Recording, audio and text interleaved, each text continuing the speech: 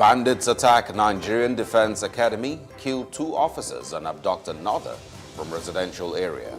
We hear they are now asking for ransom. A military veteran is joining us this morning to discuss how this could have happened.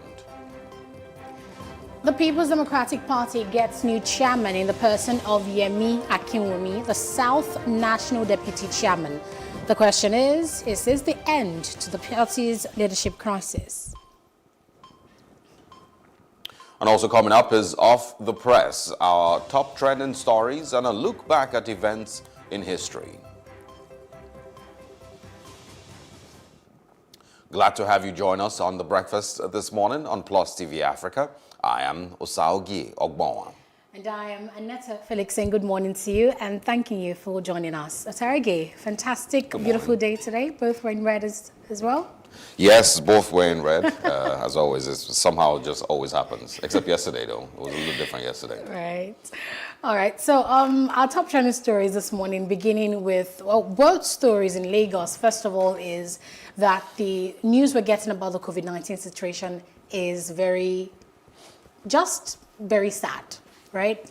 And particularly about this one, we heard right from the horse's mouth, the Lagos State Governor, Governor Babajide Sanwo-Olu, who gave a COVID-19 update, saying that over 1,000 international passengers, people who had come into Nigeria, had absconded from the COVID-19 isolation centers across the states. He says they're coming from red alert states, including, he mentioned Brazil, he mentioned India. He said they were also coming from South Africa, they were coming from Turkey. These countries, we know that they've had some of the highest COVID-19 figures globally. So basically, they were supposed to self-isolate after doing the COVID-19 test and all of that, but he says that they have absconded. So lots of questions really for me. How did they find their way out? You know, lots of people would chip in, you know, this idea to say, oh, there's a corruption thing in Nigeria where it's possible that you go ahead and settle the guards, pay them some amount of money, allow them to, let you go. Others say it's possible that the state of the facilities are, just below standard, and these people are coming from, developed countries where they have been exposed to, high standards of living, and maybe the COVID-19 isolation centers was just somewhere they couldn't stay in. Just different speculation regarding why these people may have fled and what would have, assisted that abscondment. But really, the fact is that over 1,000 returning passengers, and specifically 1,073 inbound passengers out of 88,000 who returned to Lagos, have fled isolation centers in Lagos State. He also put out a warning that those who have fled those isolation centers are putting other Nigerians at risk because, like I mentioned, you're coming from high-risk states, or high-risk countries. So even if you never exhibited any symptoms of COVID-19, we know it's asymptomatic.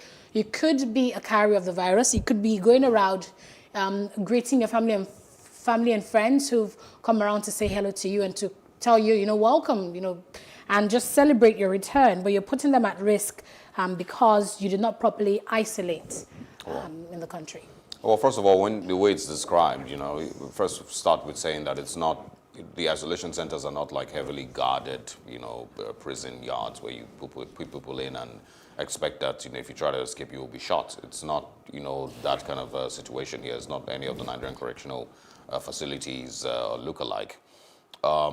So when they say that they escaped, they probably just, found a way to sneak out and, never, came back. So that's one. And then also, I think it's also important to know exactly what the format is or what the mode of operation is with regards passengers or incoming passengers and, they need to isolate. Is it still entirely necessary that they present a COVID-19 test result from the countries that they're returning from? Because I know that a lot of people complain about how expensive it is to travel because of the number of tests that you need to do. Bearing in mind that when you do a test here in Nigeria, it costs about 50,000 naira, but somewhere around that.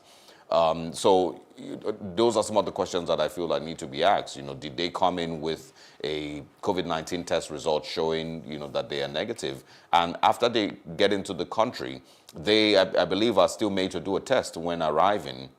And so do those tests show that they are positive? Are these people who have tested positive that the governor is saying have escaped? Or these are people who are simply just made, or, the rules just say that they should isolate themselves in those isolation centers for 14 days before they're allowed to leave, regardless of whether they test positive or not? Those are the things that are a little confusing, because if you've done a test when arriving and you are seen to be negative, COVID negative, then what are you isolating for? What are you staying in that place for 14 days for? But if you have done a test and you have shown to be positive, then obviously you definitely should be isolated. And yes, I agree with him. If any of these people have tested positive or are asymptomatic, then they are putting the larger population at risk, because they're going to be moving around Lagos without showing any symptoms, but infecting other people. I heard of a case of someone who died, but he unfortunately was the only one who died. All of his family was positive, and that was because they had gone for a wedding. In that wedding, one person was positive and, basically didn't show any symptoms, spread it, to every other person, and eventually lost a father. I think it's just important to know if these people have tested after arriving in the country, because you are meant to pay for a test and actually carry out a test. Yeah. So did they test positive, and is it these people who have tested positive who have now absconded, or it is simply a protocol that once you get into the country, regardless of whether you've tested positive or not, you must isolate and stay there for 14 days? And yes, I would have to agree with not necessarily agree, but you understand when people say that, well, those isolation centers aren't necessarily the most comfortable places, on earth. And so it's not very, very, interesting to tell a person to stay here for 14 days. Does Lagos really even have enough isolation centers to take as many passengers that come in every day and force them to isolate for 14 days? In other countries, I believe that, you may, just be given, after being tested, be asked to, isolate for a couple of days. We may have to change some of all those rules and just tell people to be more careful after testing negative and all of that. So if there's some clarity on whether they have tested after arriving, then it might be easier to understand the severity of this. Indeed, yes, we need all that details, all that clarification regarding if they tested negative or positive. But then Lagos would insist that this is a mandatory isolation. So they didn't really make any distinction regarding your COVID status. But moving on now, something we see quite often in Nigeria is, law enforcement agencies, the police, LASMA, climbing onto people's cars to prevent them from driving off. And then to stop them and, maybe ask any questions they want to ask, check your particulars and all of that. We've seen pictures like that surface on the internet. But one particular one that has gone viral now is a video of a LASMA officer holding onto a truck, just by the passenger's door, holding onto that truck.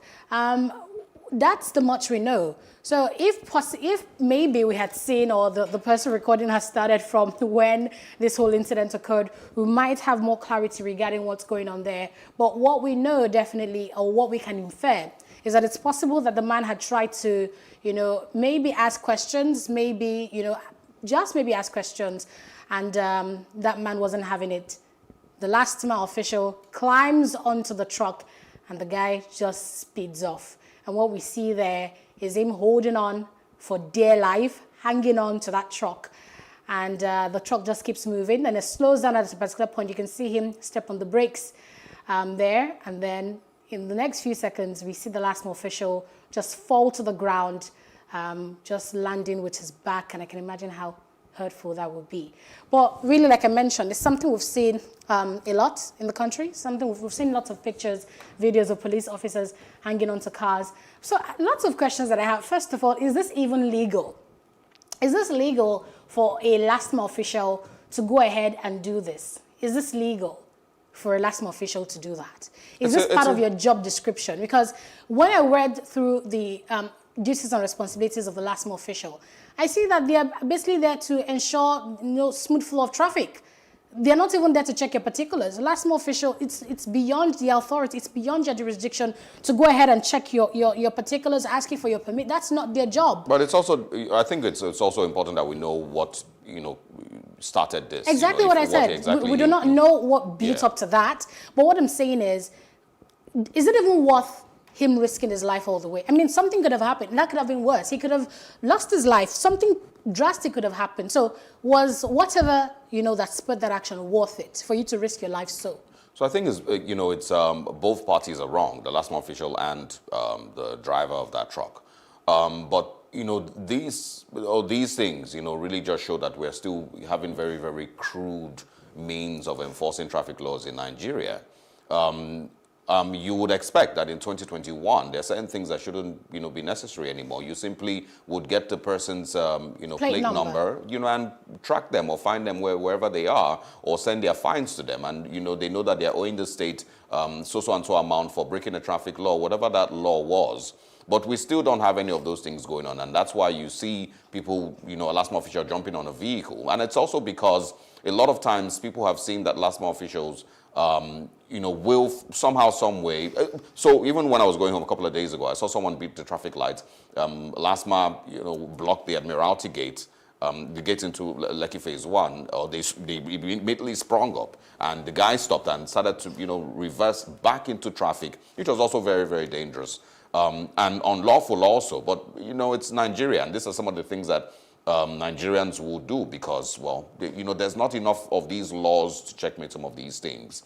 We simply should do better with regards to our traffic laws and the ways that we apprehend or, fine people so that, they stop putting their lives at risk, like this. I don't think it's worth it. If he had died, or he had injured himself or had, suffered internal injuries from that fall, he obviously, as a last mile official, doesn't have enough money to go through, the full medical treatment or therapy that he will need. And so it's really not worth it. But it once again shows that we still have very, very, very backward ways of enforcing traffic, laws and regulations across Nigeria, and that also includes the FRSC. So true. It doesn't need to get to this level. You simply all you need to do is get the plate number of the vehicle and find them. But there is no proper documentation for some of all these things. A lot of these vehicles aren't registered.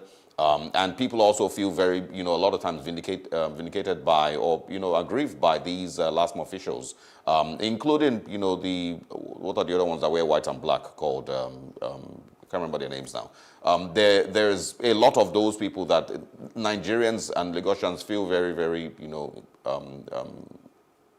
upset with because of how sometimes very bitter they are. If you have committed a traffic offense, you should pay a fine, 10,000, 15,000, 20,000. A couple of months ago, the Lagos State government put out new laws that people need to adhere to, and the fines that were attached to them. But we need to find better ways of finding people who have committed these offenses, breaking traffic laws, overspeeding, whatever it is, and and that's it. So I think one of the first things is how many Nigerians actually went to driving school. How many Nigerians actually know these traffic laws? Because we know how people learn how to drive in Nigeria. It's informal. Your friend teaches you, your dad teaches you, your uncle teaches you.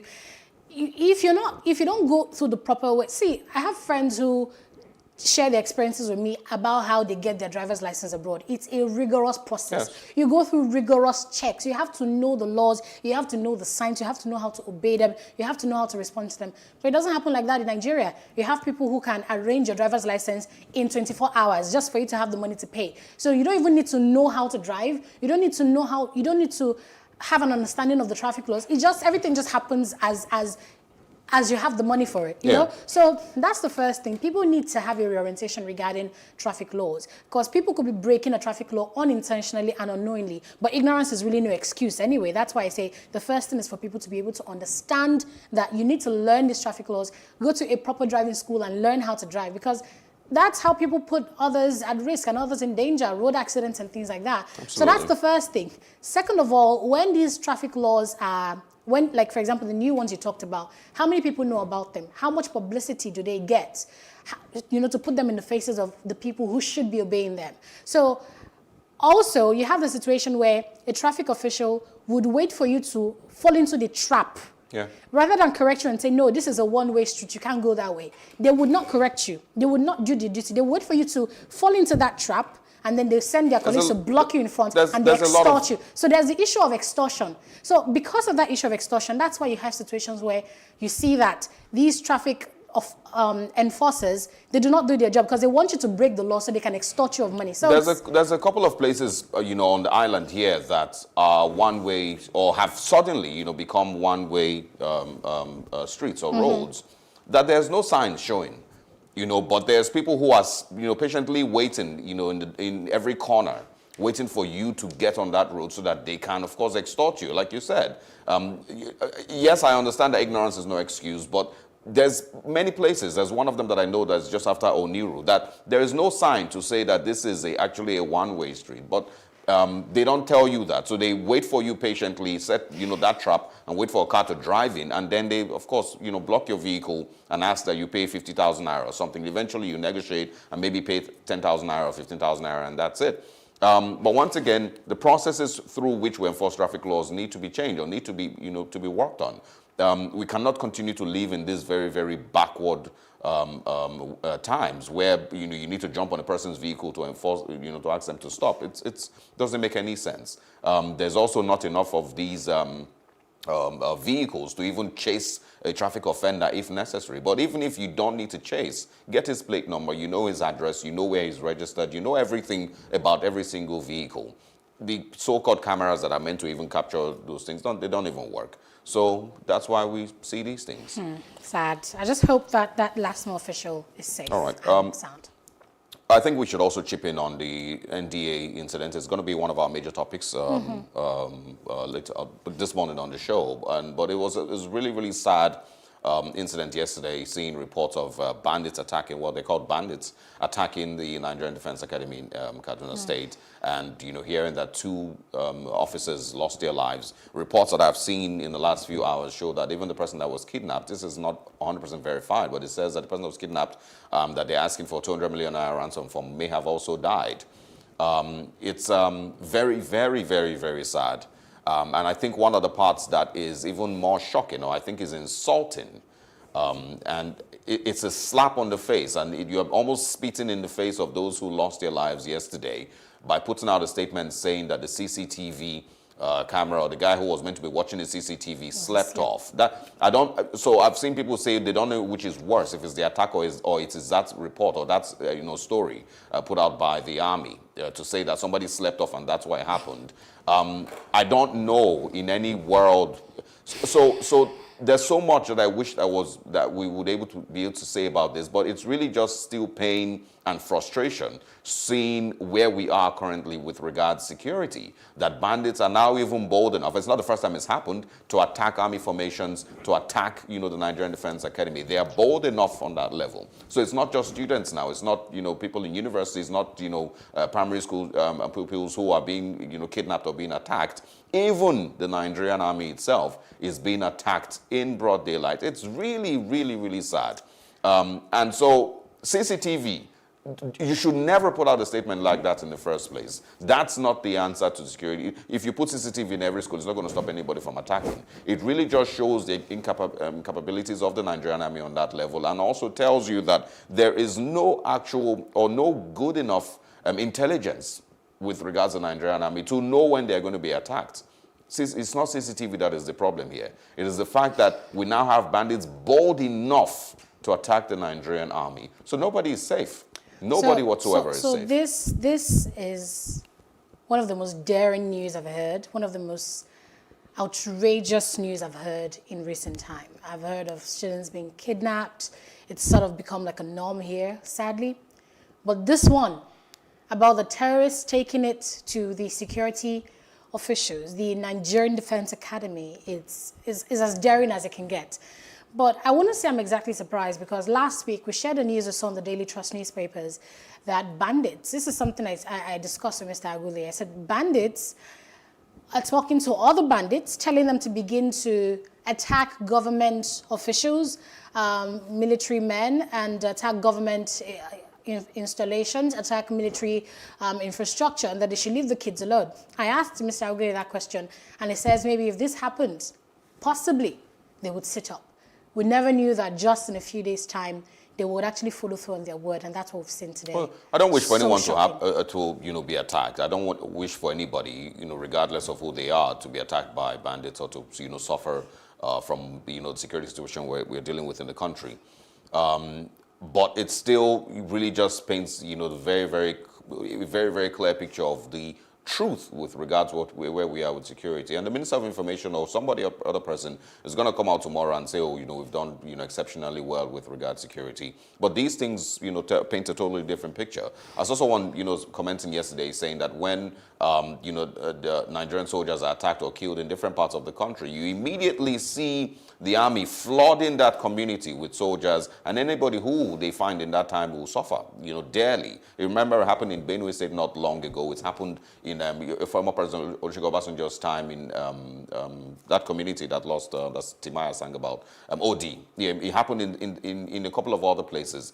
And the person was saying, why don't we have the Nigerian army do the same thing to these bandits? Why aren't we having the same reaction when a soldier is killed? These same people have shot down military aircraft, twice this year already. These same people have attacked schools. These same people have kidnapped hundreds, maybe even thousands of Nigerians. These same people are getting amnesty from the same people. Absolutely, these same people are getting. Attacking. So these same people now who have attacked the NDA, it will be sickening in a few weeks to hear that, there's amnesty, or they are being forgiven, or they are surrendering, and some of all of that. It was unintentional. So it just really is heartbreaking. Someone also did a Google map now. Google map illustration of the distance between the Nigerian Defense Academy and the Nigerian Air Force Base in Kaduna. It's a 16-minute drive.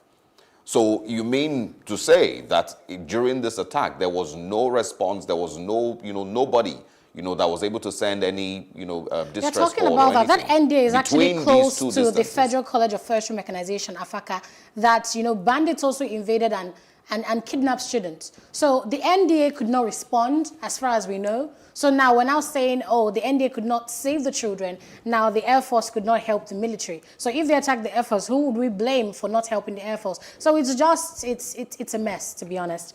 But I guess we can take a break here and see what the papers are saying. We'll be right back.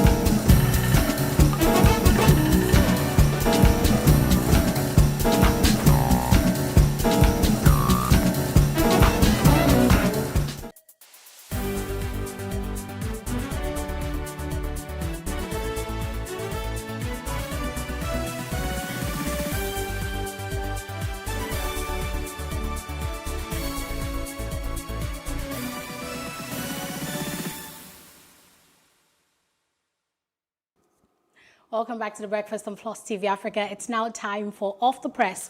And we're taking a look at some stories here on the papers.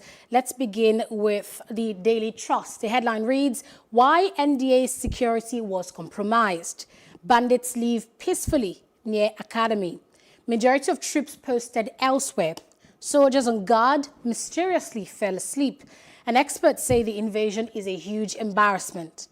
Above that headline on the Daily Trust, banditry group asked Buhari to declare state of emergency in Zamfara state. Fear of closure as FG begins inspection of 54 car assembly plants. Over 100,000 people killed. 2,600 Boko Haram members surrendered in Borno state. That's according to Governor Zulum. Also on the Daily Trust, PDP crisis. After court order, 2 deputies claim secondus seats. Team Nigeria dazzles at Tokyo Paralympics opening ceremony. South is no longer safe to hold delegates conference. NUJ cries out. Dangote Cement announces 150 billion naira commercial paper. All right, to the Punch newspapers. Big one on your screen says, outrage as uniform-wearing gunmen invade NDA. Errant officers to face trial. Terrorists in army uniform subdue military officers, kill 2, abduct 1. Our security architecture was compromised, says the Nigerian Defense Academy. It's terrible, a big embarrassment to the nation. ACF, Sukapu, others lament. Still on the Punch this morning, consultants and other senior doctors storm Saudi Arabia Recruitment Center. Another holds on Thursday. Soldiers die in army detention. Soldier dies in army detention. Widow demands probe. Buhari, Abiodun, others mourn Durojaye. Ex-senator fought dictators. Ex-soldier with 8 wives, 50 children, arrested with 3 kilograms of skunk. Still on the Punch, commuters stranded as Lagos drivers protest against alleged task force extortion. 28 states with storage facilities get those vaccine doses. And just a few others. PDP splits as 2 chairmen emerge. Wike seconds divide party officers. Also this morning, South Africa, Namibia, Nigeria, top global unemployment rates, says a report. I think I'm just going to throw in the final one. On the PIA, government can sell NNPC shares to individuals, says Kiari. Those are the big ones on the Punch this morning. Let's take a look at the Guardian newspaper. Headline reads, NDA attack, slap on military, Yoruba, Northern elders fume. Bandits contact NDA, demand 200 million naira ransom for abducted major. That's according to a source. Our leader says Nigeria security on reverse gear. Group demands immediate overhaul of security architecture. And the PDP says Nigerians have lost hope in Buhari. EFCC orders banks to probe income sources of customers. 6 Tagina pupils die in captivity. Kebbi Assembly Speaker, deputy impeached. Court strikes out DSS suit seeking further detention of 4 Igboho's aides. PDP in a mess as 2 acting chairmen to face. Akinwumi Nazif claimed chairmanship position. Nazif fixes emergency NEC meeting for Friday. Akinwumi postpones NWC meeting indefinitely. And now on the Daily Sun. Fury over terror attack at NDA. ACF, YCE, Ohaneze, others express outrage as 2 officers are killed. Major abducted. Our security architecture was compromised, says the NDA spokesman. CDS says it's not banditry, but a robbery attack. Also on the Daily Sun, Anambra gubernatorial, police plan crackdown on ESN and IPOB. And still confusion in PDP as 2 acting chairmen emerge. Akinwumi suspends NWC indefinitely. Nazif summons NEC meeting on Friday. Governors Lawan Kalu greet Sultan at 65. Over 100,000 killed in the northeast, says Zulum, says not all surrendered insurgents are criminals. Igboho's associates still in detention after bail. DSS heads to appeal court. Also, gunmen kill 6 in Rivers communities. Military neutralizes 6 kidnappers, recovers weapons in Plateau. Finally, secessionist groups Cameroon aligned to destabilize West Africa, says the NSA. Mr. Kolawole, good morning once again. Thanks for joining us. Good morning. My brother, thanks for having me. Yeah, we're going to start with the biggest story, I guess, in the country today, and that is the attack on the NDA. Quickly share your thoughts on this one. Some people have said it's embarrassing, to the Nigerian security agencies and whatnot. What are your thoughts? Well, if any Nigerian says the attack on the NDA, it's embarrassing, it would be that the party has not been following the trajectory of the banditry that we have in our hands. You will recollect that these so-called bandits have about 2 occasions now shot down Nigerian army planes. Before then, when Boko Haram first started, they invaded an Air Force base, set some of the airplanes, some of the attack helicopters that were put on the tarmac on fire, and they escaped without any interception. Army generals have been abducted and killed. DSS officials have been abducted and killed. Emirs and big people in the society have all been abducted and killed. I am personally not surprised. It is a progression of the non-state terror activities of these bandits that we are beginning to see. And why I am also not surprised is this. I take my cue from history. Between 1979 and 1983, when we had the civilian rule, that was how urban banditry and then also rural banditry began in Nigeria. Even though it was not around this scale, it wasn't on this magnitude, simply because politics had not become as monetized as this, and then occupation of political offices or holding of political offices wasn't this as juicy. The bitter truth is that when the state sponsors terrorism, such as we have continued to see in Nigeria, and the different political parties and different political leaders have private armies who carry guns openly, who kill people and maim openly without any interception. Sooner than later, such people would develop and begin to act in such a manner and with impunity, knowing that there will be no consequences.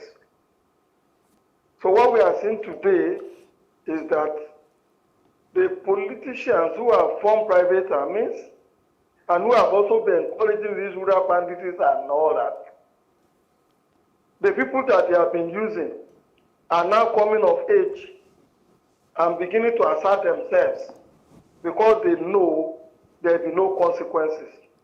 Look at the PDP Congress in Osun State.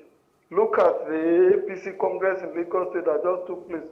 Look at the what happened in Oyo State not too long ago, in which the private armies of the politicians were carrying arms and ammunition, openly and killing people without any consequences. No arrests have been made whatsoever.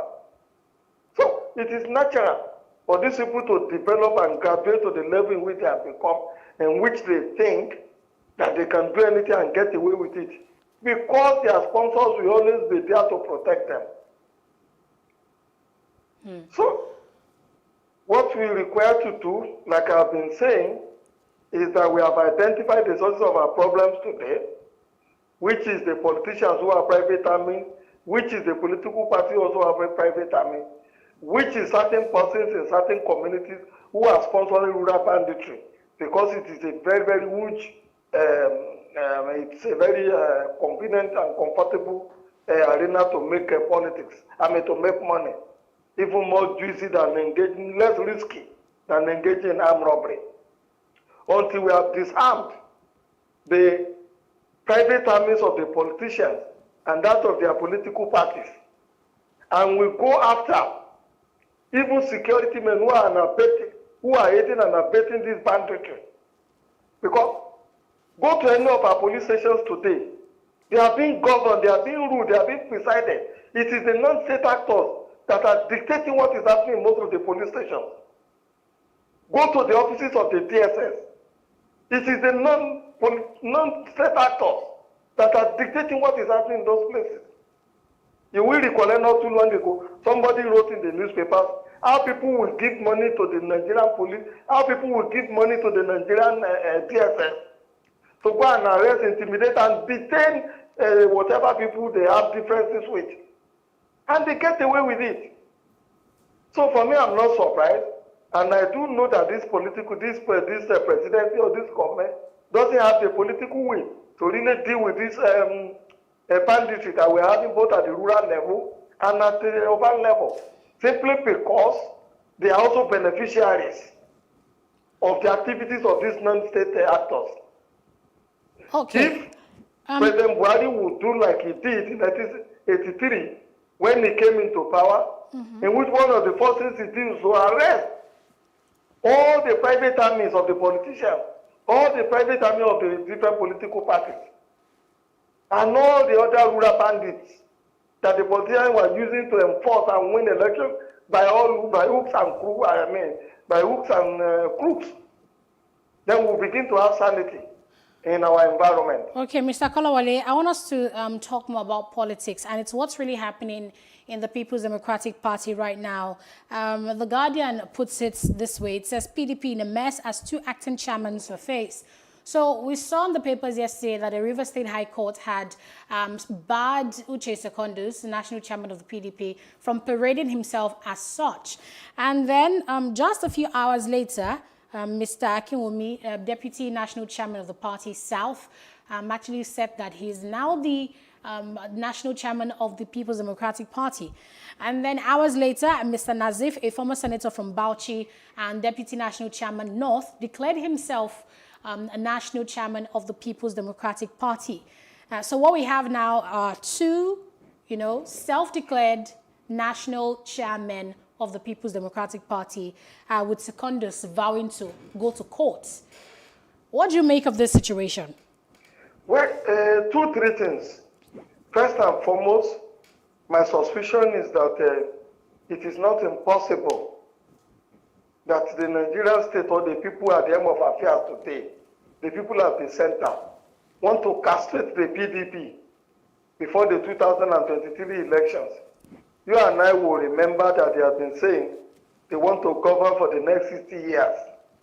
And part of the strategy might be to destabilize the PDP. And like I said on your program here before, we saw what happened in Kwara State. When certain people were leaving the APC, they left their molds within the same APC. And the molds that they left in the APC is now causing crisis in the APC in Kwara State, destabilizing that political party. I also gave an example of what happened in Lagos before, in which certain persons went underground and started lobbying and wooing and bribing the key people in the PDP to come and join the APC. And by the time they succeeded in taking all the key actors in the PDP and they joined the APC, the PDP in Lagos collapsed. So it's not impossible that the APC doesn't want the PDP to remain a formidable alternative and political party before 2023. The second one is that this shows us that, look, there is no difference between the PDP and the APC. The polity is not based on any ideology. It is not based on solving the Nigerian problem. It is not based on ensuring that we have both food security. All that the politicians are concerned with is how they will capture political power to enrich themselves. As far as they are concerned, politics is just a mere vehicle to realize a political ambition. No ideology whatsoever. Right. So that is also a crisis for the PDP. All right. More importantly, it would appear to me that the PDP is not thinking at all about the interests of the Nigerian people. It's all about their own political ambition. And for God's sake, this country has suffered for too much and too long under the present ruling party, that it will be tragic that we wouldn't have any alternative to the APC come 2023 elections. I am personally sad and depressed by what is happening in the PDP. The people are not thinking about statesmen. They are not thinking like statesmen at all. Let them bury their hatchets. Let them resolve whatever differences there might be between them, so that we could at least have some semblance of alternative. All right, Mr. Kolawole. 2023 is too close. And they are now squabbling like two housewives.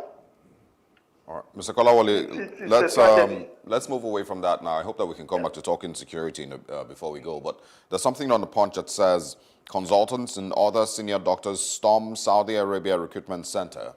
Another holds today.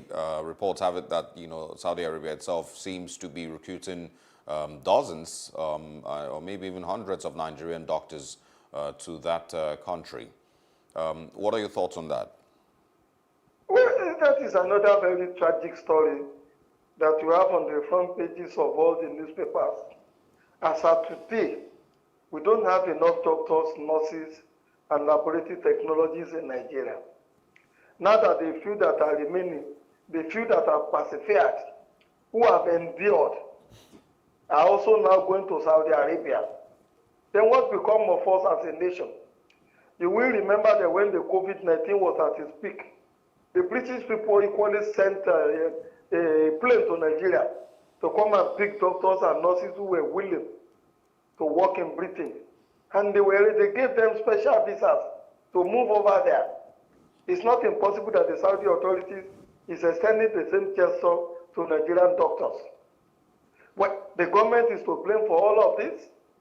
When you leave people to work for 8 months, 10 months without paying their salaries, and these people do have the responsibility that you also have as a politician, as a leader, you should expect them to react one way or the other. 10 months, 8 months, people are not paid. And they have school fees to pay, they have house rent to pay. And it's tragic because I remember that President Muhammadu Buhari once said that he doesn't know how the governors are able to sleep when they have not paid the workers in their respective states. But here at the federal level, the same President Muhammadu Buhari is not paying salaries for 8 months. So what moral justification does he have to start indicting and condemning the governors? So I would not blame the doctors. And if the nurses also decide to emigrate, I wouldn't blame them. The government must pay the salaries and wages of the health workers. They must also equip all the hospitals that we do have in Nigeria. Most of those hospitals, they are nice for when you go in there. They are worse than the so-called glorified clinic that President Buhari described them in 1983. Or was it Babangida that described them as a glorified clinics? No needles, no cuttings, ordinary paracetamol you can't get. Even the wife of the president has said the Astro Rock Clinic that there is nothing in there. And rather than equip those hospitals, the president goes on medical tourism, the wife goes on medical tourism, the son goes on medical tourism, all the doctors go on medical tourism. Most of the governors that we have in Nigeria today are flying private jets. Look at what happened during the marriage of the son of the president in Kano. More than 40 aircraft, private jets, were parked on the tarmac in there when doctors have not been paid. When children are in the bushes being held by bandits. So it is the governments, the doctors are not to blame for any of this. It is the political actors, those who call themselves governors, president, vice president, local government chairman, that we should hold accountable for some of these things. And like I said, times without number, I've been saying this, Nigerian people have been too tolerant of their leaders. We've been too tolerant. We've been done there for too long. In some other societies and countries, when things like this are happening, the streets will be flooded now with protesters and demonstrators to call the government attention to what is happening in the different in the health sectors, and also in the universities and the higher institutions. Remember that the ASU people are also threatening to go back on their strike. So when the hospitals are shut down, when the universities and other institutions are shut down, what becomes of our children? Where will the future leaders come from? Why would the children not do Yahoo Yahoo? Why would the children not concentrate more attention on BB Nigeria? What do they call it? So, Mr. Kolawole, I want you to relate that to the story we're seeing on the Punch newspaper that said South Africa, Namibia, and Nigeria now top global unemployment rates. That Nigeria has a third highest unemployment rate at 33.3%. Yes, that is the bitter truth. The indicators from the ILO, International Labour Organization, says that Nigeria has about 33% unemployment rate. That is one of the highest in the world, maybe third highest. And the reasons are not far-fetched. Most times we are told that they are building infrastructure. And you ask yourself, when you build infrastructure and people are hungry, people are not paid salaries, people cannot pay their house rents, they cannot feed themselves. Of what use is those infrastructure? Human beings are the most prime assets in any society. We should rather invest in human capital, and then the human capital will now develop the infrastructures that we want to put in place. Oh, well. Very soon, I have said it before, and go and mark my words, and it's even already beginning to happen. It will be difficult very soon, most of the cities and rural communities in Nigeria, for any Nigerian to move for about 100 meters without being robbed, without being mugged, or without being dispossessed of his private property. I think you go to any bus stop by 5 a.m. or 6 a.m. in Nigeria today, you are not safe in there. The boys who are unemployed, the boys who are hungry and angry are waiting for you there with pistols, with axes, with knives to dispossess you of your property. Well, Mr. And why is it so? Because they are hungry and angry, and they are angry and hungry because they are unemployed. And nobody is talking about creating jobs. Whereas jobs is one of the easiest things to create in our kind of environment. Yeah. Say, for example, sports and entertainment. I can create millions of jobs from sports and entertainment as an individual. I also know what could be done in the area of agriculture. Yeah, well, Mr. Kolawole, I think, you know, and IT. Both on the federal and on the state level, you know, there's, you know, lapses with regards to employment. You know, we spoke about this yesterday with regards to Benue State. But at the same time, you know, I think there can also be investment in infrastructure and in human capital. You know, one doesn't have to come before the other, you know, and building great infrastructure can also assist in the infrastructure that infrastructure that we are investing in, does it have a multiplier effect, the capacity to create jobs? Well, most of the infrastructures are based on political decisions. Yeah, but I want to from Abuja to Kaduna. Of what multiplier effect in terms of jobs is that creating? If you have built a rail between Lagos and Onitsha, all right, Tunde Kolawole, that rail will be able to pay for itself and create jobs. Tunde Kolawole, we need to end here. I would like, if we can squeeze into just an extra 30 seconds, can you please just quickly share your thoughts on the silence of the president himself after Nigerian army officers were killed yesterday? Is it disappointing that we still do not have President Muhammadu Buhari speak with Nigerians when these things happen, including when Air Force jets are shot down and when students are kidnapped? As quickly as possible, please. If a man has responsibilities to provide guarantee and ensure that the lives and property of Nigerians are secured and safe, and he has failed woefully in that respect, what do you expect him to say? All right. The president has no response, he has no defense for what is happening. All right, let's end it. That is the reason why he's keeping his mouth shut. Let's end it there. Tunde Kolawole, thank you very much for your time. Thanks for having me. Thank you. Have a great Thanks for having me. These are sad days in Nigeria. Dark days in Nigeria. All right. We'll take a short break. When we come back, we're going back in history. I'm going to be sharing something with regards to security once again.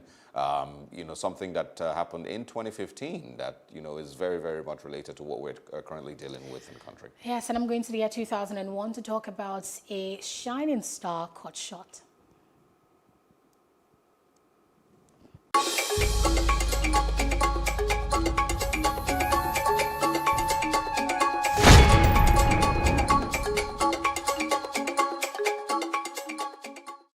Hello and welcome. It's Nimasa This Week, the voice of Maritime.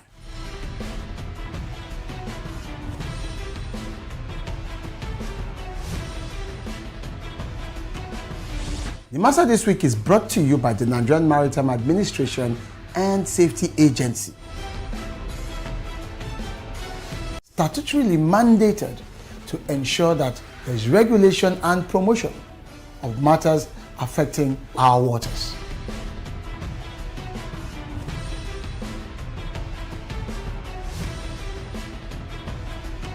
NIMASA bears responsibility for search and rescue, shipping development, and ship registration.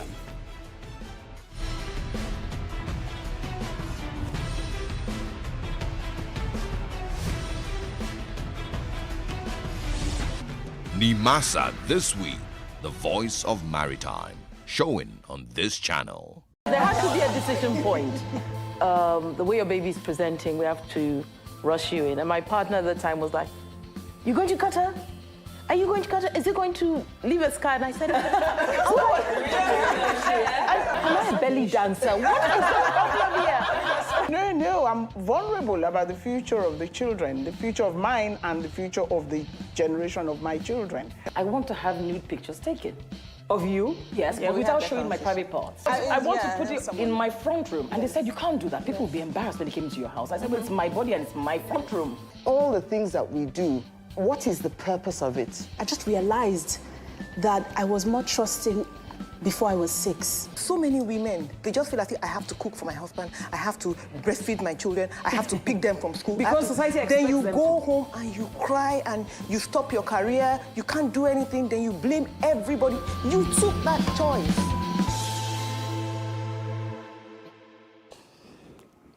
Welcome back. Now, a little bit of history before we get into our first major discussion for today. I'm going back to 2015. I'm just going to very brief at this one. It was on this day that a 13-member panel was set up by the current administration to investigate arms spending by the past governments of former President Goodluck Jonathan and Umaru Musa Yar'Adua. It created a little bit of controversy with many people thinking that it was a political witch hunt and whatnot. But the current administration and, of course, spokesperson Femi Adesina back then, was quick to say that this wasn't, a witch hunt, and it was simply just looking into the spending of the former governments in Nigeria to see how funds were mismanaged with regard to security, and we failed to defeat insurgency and terrorism and all whatnot, back then. And then there was also people who said that it was also the responsibility of former President Goodluck Jonathan and Umaru Musa Yar'Adua to investigate the spending insecurity in governments before them, and if they failed to do that, then that's for them. And these were just the political statements that came up with regards to the story. This happened in August, and if you, of course, remember, it was headed by NSA, Major General Babagana Monguno retired. Later that year, also in 2015, in November, the president then gave the order for the ex-NSA, Sambo Dasuki, to be arrested for $2.2 billion arms fraud. But it all started on this day, eventually leading up to Dasuki being arrested. And, of course, we all remember how that played out. Yes, really, this day was a very politically charged day in Nigeria back in 2015 when this news broke out regarding this investigative panel. The corruption thing, is this something that would ever end in the country? I really don't have an answer for that.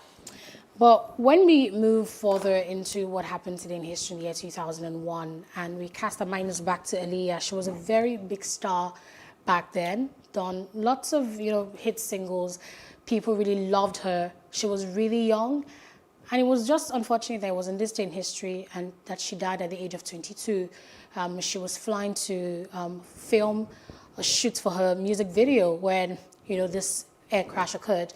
And the funny thing is, after this event, friends of hers granted an interview, and one of them said that they had actually even warned her that she shouldn't even go ahead, with the shoot at that particular location, and that she even had doubts with that particular aircraft, saying that she felt that the aircraft wasn't safe enough, and that the pilot, at the end of the day, it was discovered that the pilot didn't even have a license to fly that plane. But it was on this day in history, sadly, that she lost her life, as well as 9 other crew members that were on board that plane shortly after it took off from the Marsh Harbor Airport in Bahamas.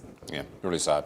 So we can quickly wrap up. You know, one of the things that I heard lately about Aaliyah, not about her death now, but it was with regards to the R. Kelly trial. That they were married? Yeah, they were not the part that they were married. The fact that they had made a fake ID for Aaliyah to get married at the age of 15.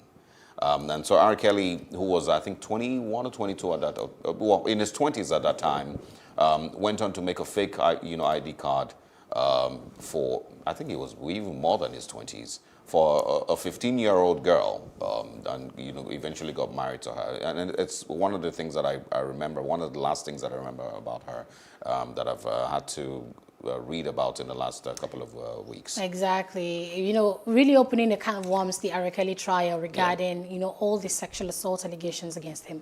Pedophilia. All right, stay with us. We'll take a short break. When we come back, we're having a PRO of Association of Licensed Private Security Practitioners of Nigeria and a military veteran, Roy Ohidevie, joining us this morning to discuss security challenges in Nigeria and, of course, the attack on the Nigerian Defense Academy yesterday in Kaduna. We'll be back after the short break.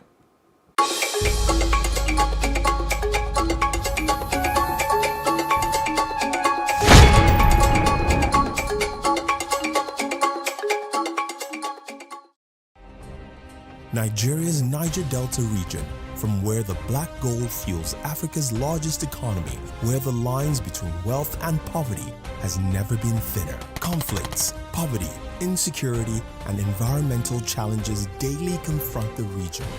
How can the Niger Delta story be changed for the better?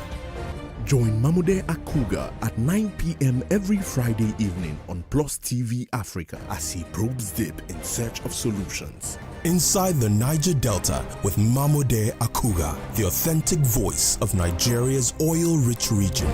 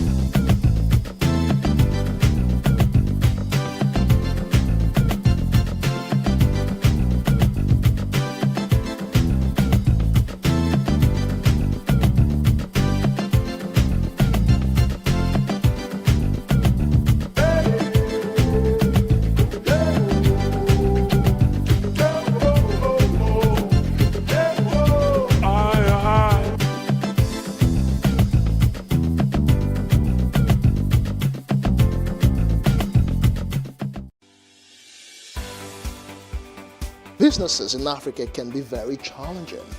In Nigeria, it is particularly intimidating, and successful builders have learned how to navigate a hostile environment to unlock opportunities. But one major challenge businesses face is how to filter through the noise and identify where their ideal customers exist. Get insight and practical steps from industry players and captains of industries. Hear success stories to help you make informed decisions as you scale your business in Nigeria. Watch Business Insights at this time on PlusTvAfrica. Welcome back to the breakfast on PlusTvAfrica. Our first major conversation this morning is about a very shocking incident that has occurred in Kaduna State in Afaka, and that's specifically at the Nigerian Defense Academy. We have reports that bandits attacked the Nigerian Defense Academy, killed some officers, and went ahead to abduct one, with sources saying that 200 million naira is currently being demanded as ransom for the release. Let's invite now the PRO of a former military veteran. Good morning. Thank you for joining us. Good morning. Yes. It's always a pleasure, apart from today. Yes, fantastic. Let's first get your initial reaction to this situation. Lots of newspapers have called it a daring attack. Some have said it's a slap on the face of the military. How do you describe it? Well, it's been a gloomy morning. I was not even in a good position to accept this invitation.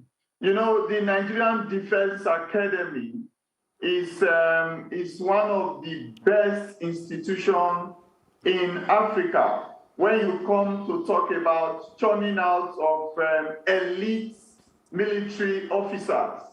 And it has taken a long time for them before they moved from the location in the cantonment, the Ribadu cantonment, to the new site.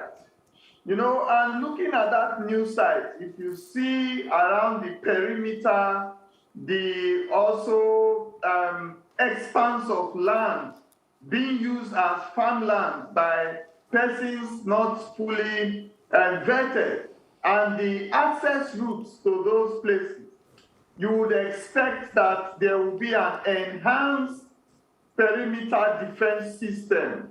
There will be a lot of technological inputs to control and checkmate illicit activities, coded and covert entrance access control systems. It's so sad that this is happening to the greatest and the elite institution in Africa. So sad. All right. There is, of course, conversations about this being an inside job, or one of the papers even said that it probably was a robbery attack, and some of all of that. But Ms. Akidevie, how much does this really tell with regards where we are concerning security in Nigeria today? The boldness with regards whoever these people are to attack the Nigerian Defense Academy, bearing in mind that the Nigerian Air Force Base is about 16 minutes or less than 20 minutes drive from where they are. What does this say really about these criminal elements in the country today? Okay, I'm going to look at it from two aspects. One of it is the unpreparedness for surprises. You know, before now, long time ago, a military officer can sit on a place, especially maybe you see an officer drunk, even a policeman that is drunk is with his weapon. Civilians don't even touch him. They surround the place, they try to protect him, you know. But the loss of privileges and the militarization of the civil space, the population, has given this lacuna for attacks. And if you look at roadblocks, we have said that there are civilian persons around our roadblocks that help our military personnel to collect monies, taxes, levies from vehicles, and those are the people that will expose their security. And now our roadblocks, outposts are being attacked. When you look at the barracks, we have said that our barracks contain a lot of lacunas that could be exploited to attack the personnel. And today we have seen so much of that happening in different parts of the country. Now, when we look at it in the aspect of educational institutions, it has been happening around that area. Do not forget that a school in Kaduna within that fair of space was attacked. Is that not enough red flag to tell you that there is daringness and there are possibilities of approaching and accessing the facility? If you look at also what is happening in Kaduna generally, these things that you see are test runs. People will now try to ascribe it as armed robbery, kidnapping. I agree with you that there must be an activity, but the purpose is to test run our military to begin to checkmate our opportunities to overrun terrorism. And with this that has happened, if we don't allow heads to roll, especially those that are the hands of affairs that are supposed to put mitigating measures in place, then we should be expecting an attack in a high-profile institution controlled by the military in the next few times. Okay, so some stakeholders in Nigeria that have been reacting to this, especially the Northern Elders, have said that the attack on the NDA is just an indication of the failure of Nigeria's intelligence network. Do you say that's the fact? Well, you see, Nigerian intelligence network or global intelligence network are run on two paraphernalia. One of it is the use of technology, data, and all that. The other aspect of technology is what we don't understand in Nigeria. You know, we like to buy. We buy from Israel. We buy so many things for so many countries with padded budgets. But you forget that the manpower aspect, motivating the manpower to handle the technology is very key. Okay, you have CCTV, and now you are coming out quickly, so early, to state that the soldiers that were supposed to man the CCTV, they went to sleep. When you put CCTV in place, don't you know that the men that should man the CCTV should be appropriately put in a motivated position? Then if you also put CCTV in place, don't you think that there should be panic alarm system, intrusion alarm system, in case the human capital fails? So in technology, in intelligence, you must have both of them running. Then if I have to generate intelligence, I must have gotten the trust of the people. All the people living around that area, don't they have phones? Don't you know that they relate with the soldiers that work and live in the academy? Nobody picked up their phone to call anybody and say, there are suspicious movements and it is coming towards your direction. So if as an academy, are you also telling me that it does not behove on you to create an outpost for intelligence generation in the surrounding communities? You can open a borehole and you can put an ex-military man there to sell water. You can open a kiosk. You can put an ex-military man there to sell cigarettes or whatever. All of these activities will be generated towards tracking suspicious activities around the place, picking information and sending it back for action. Now, all those things have not been done, and you expect to secure a place. It's so sad. Mr. Akindevia, is it that we're not aware of these, these ideas? Because I've said it repeatedly that we don't lack ideas on how to solve some of the issues bothering us as a country, and that includes security. Some of the finest analysts that we've interviewed, including yourself, have shared numerous ideas on what better ways that we can do, these things. So it's not a lack of ideas. Why do you think we're not doing this? And do you sense, lack of sincerity with regards what we're truly facing and how we truly are handling security in Nigeria? Is there, lies, that are covering some of all these things, and that's maybe why the fight is harder to win? Well, when some of us joined the army, you see, we saw a very robust and disciplined hierarchy of command. If you are a lieutenant today, you pass out of the academy as a second lieutenant. You can predict at what age you will become a major, a colonel, a general. You can.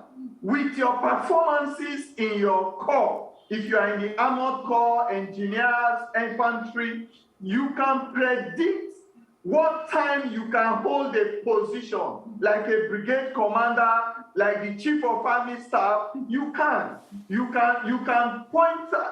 keep pointers on XYZ number of officers to say, this category of officers will deliver the Chief of Army Staff, the Chief of Naval Staff.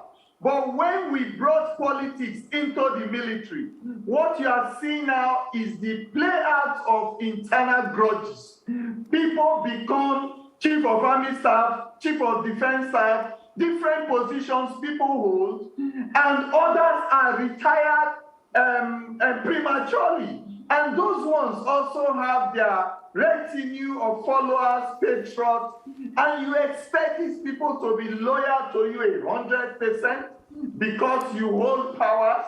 You see, we need to look at professionalism in all our agencies, the police, the military, all agencies, DSS, so that we can have this command and control and discipline back in space. Because I can be ready to die for my commander. When I was in service, we are ready to die for the command and for the commander. But right now, you see soldiers, officers, they are holding grudges. Why? The officer holding position might not have the retinue of pedigree to hold that position, and because of political influence, all of this has been destabilized. And we need to build back that cohesion and instill the discipline of command and control. Okay. Fantastic points you raised there that we'll come back to. But breaking news reaching us from the Vanguard newspaper confirms that the major that was abducted by bandits at the NDA is dead. We know that 2 persons were killed in that attack and 1 was abducted. So the news here is saying that the major abducted by bandits in NDA is dead. So if they never really wanted ransom, what can we say about their motive for that attack? Well, that news came to me also, and I await 2 things now. I want to await the post-mortem results. Now, I am predicting that as an officer and in that training institution of the NDA, people sent to the Nigerian Defense Academy as serving officers to either be instructors or official personnel are elites because they need to be an example to the students and the people we are raising. So I can't be a major, serving major in the Nigerian Army, and I will be taken away like a chicken. So I expect that there might have been some scuffles, and I expect that there might have been some resistance. And I expect also that the officer knows that so many officers that have been taken, they were given public execution, which you guys have seen on social media. So I need to wait and let's see a postmortem before we predict what really happened that made that officer to lose his life. Okay, so Mr. Akidevie, can you go further, and share a little bit more on, what we still are getting wrong with regards this, fight on, against insurgency? Is it still a problem with funding? Is it, mostly just failure with intelligence gathering? Are there spies that are have infiltrated the Nigerian army? Is it, a lot more than meets the eye, or just lack of interest, really, to defeat insurgency in Nigeria? Well, there are a million things. Like you have said, we have been talking about this thing for maybe the past 2 or 3 decades now. There are a million things. And the problem I have is that when we begin to see things picking up and they will accumulate to become a multitude of problems, we don't try to solve them easily and quickly.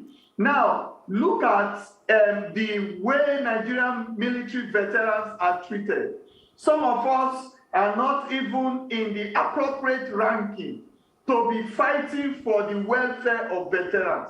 But we find ourselves doing that because so many of our senior colleagues, where we see them living today, they are less than dogs on the streets, And these military veterans that you are looking at, their children are the ones fighting in the war front, in the front lines. So many senior officers today, they were children of retired military personnel. so many other ranks, non-commissioned officers. Their fathers are retired veterans, and they have seen the paucity of care for the veteran community. We kept shouting, we kept going on protests, we kept sounding the variance and the importance of the value of the veteran community. I am placed now in so many business plethora. So many veterans have access to so many places in the forest, in the marines, in the creeks, everywhere in Nigeria, in all police areas. Have you tracted a value? Have you tried to review the importance, the relevance, and what you can achieve with implementing a veteran structure that will be commensurate to dynamics of alternative security in Nigeria? Now, if you also look at the procurement system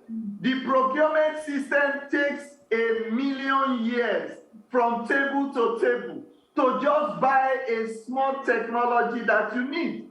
A young man in Nigeria now just made drones, and he has been flown out of the country. A drone, like in sequence, can cover that NDA porous area. So we are blinded by distractions. One of the distractions is corruption, and corruption having input in politics.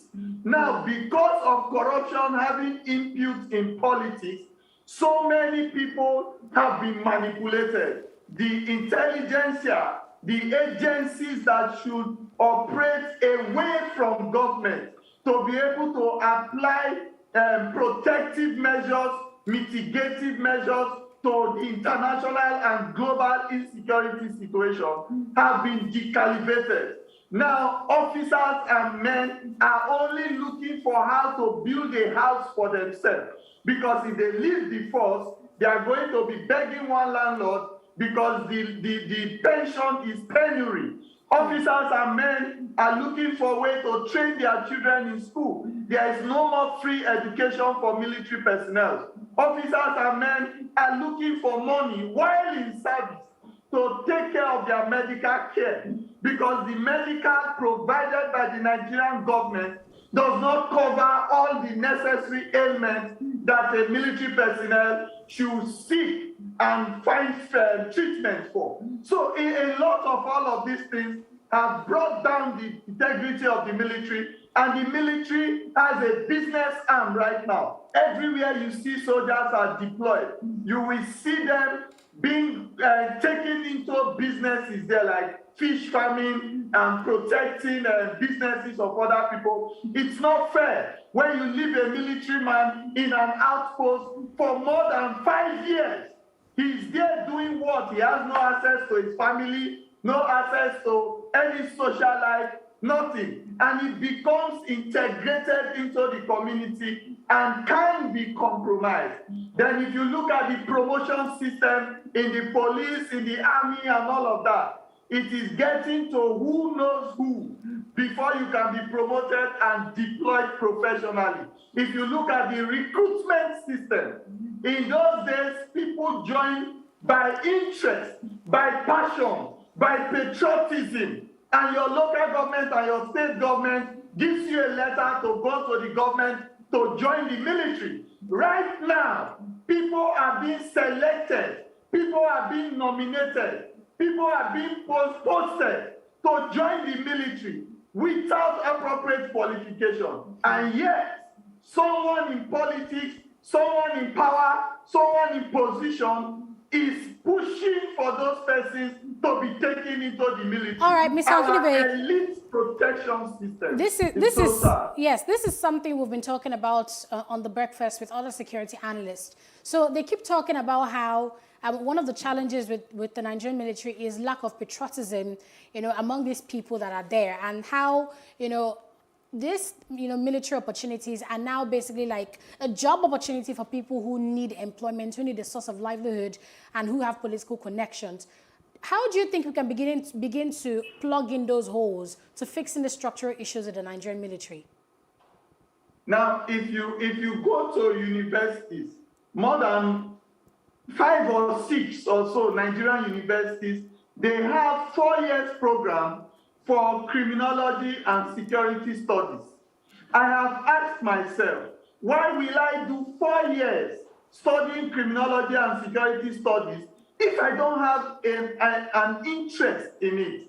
Now, I have asked our agency, can you go to those universities? Can you take the database?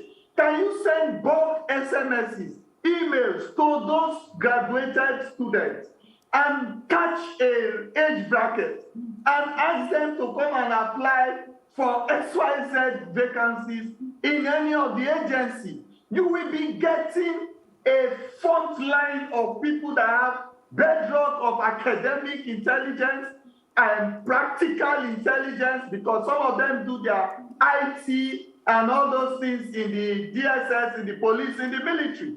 Now, this set of people comes into this profession, they will immediately begin to interrogate all the lacunas that are available.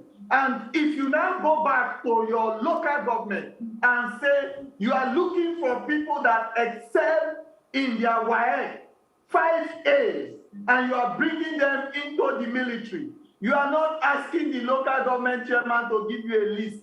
You are going to the school to see people that are interested, that have academic excellence, not doctored results. All of this will help.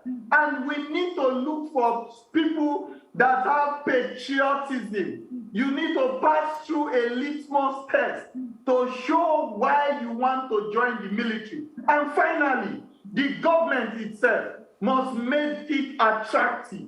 Have you seen the accommodation of the police and the military? Have you seen their take home? Have you seen the welfare of their children? Is it attractive? Then when you leave this service alive, whether disabled or intact, are you something to be looked at and say, thank you for your service?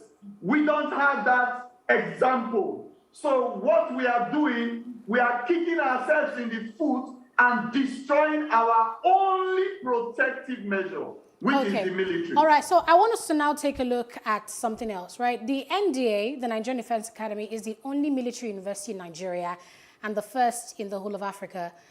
With this attack on the NDA, how much damage do you think it does to the reputation of the institution? Let's look at the traumatic situation. There are a lot of students in the academy that when they are there for that 5 years, they see themselves as superhuman.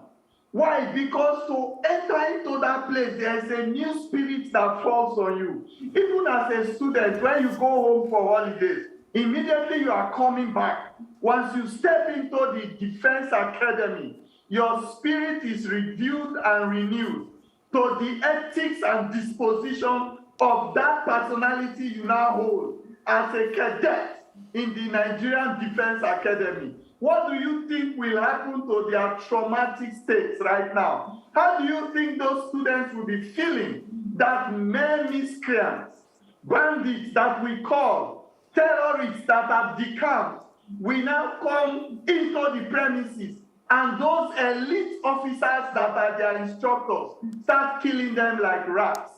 Their morale right now has been abused.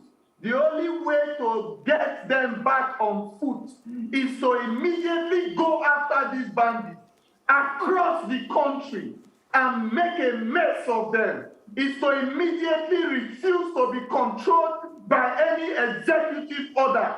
It is to immediately walk into Zamfara, Borno, Bauchi, Plateau, everywhere in Nigeria, Enugu, Bayelsa, that you see banditry and excesses, and break it down to its knees. That is the only way you can get our cadets to believe that they are training to enter an institution that has the highest prerogative against any kind of stupid intrusion by negative elements. All right. Mr. Okidevie, now we're at this point. Let's now talk on funding for terrorism and proliferation of weapons it has been, it has also come up a few times, as one of the ways that this can also end. If you can cut off their funding, if you can stop, or block their access to weapons. They obviously aren't making those weapons here in Nigeria, and so they're coming in from somewhere. We don't seem to have gathered enough intelligence to have blocked that, and the government, the current administration, has made mention of people who have, so far, they were going to be trying some people for funding terrorism in Nigeria, but we don't, we still haven't seen any headway with that. And so how do you think that this can help with the fight against insurgency? How can we be more sincere with blocking funding for terrorism and stopping the access to weapons? In fact, what you are just saying now is very annoying, because in 2020, the Attorney General of the Federation and the Minister of Justice made a public statement that from the UAE arrest of certain number of Nigerians, information reaching Nigeria has been translated into positive intelligence. And a number of people have been arrested. And there is information and evidence that these persons are connected and culpable to financing terrorism in Nigeria. And he didn't stop there. He said there are institutions also that were implicated in the culpability. And these institutions have been approached and are being investigated, interrogated, and the results will be made public in due time. In due time.